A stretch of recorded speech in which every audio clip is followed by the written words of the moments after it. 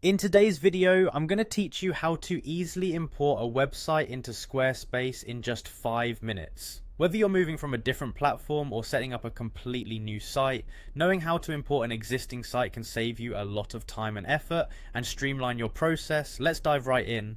First, you'll need to log into your Squarespace account. To do this, go to the Squarespace login page.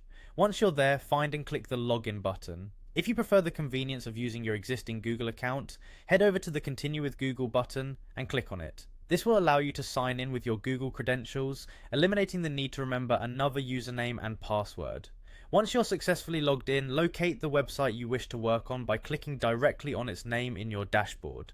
This will take you to your website's management area, where you have access to various options and tools to help customize and manage your site efficiently.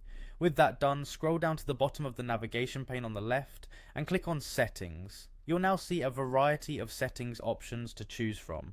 Focus your attention on the website tab specifically and click on it to move forward in the process. Next, in the website settings, look for the Import and Export Content option. Click on this and you're one step closer to importing your content. This is the area where you'll initiate the import process by specifying where your content will be coming from. In this section, you should see an option for import. Click on this and choose WordPress as your content source. It's important to note that you can import from other platforms too, but for this tutorial, we're focusing on WordPress imports. Now, in the specific fields provided, go ahead and type in your WordPress URL. This allows Squarespace to identify where your current site content is located.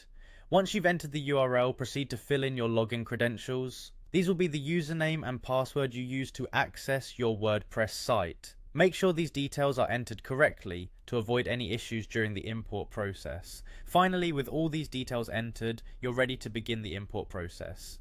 Simply click on Begin Import. Squarespace will now start importing your WordPress site content into your new or existing Squarespace site.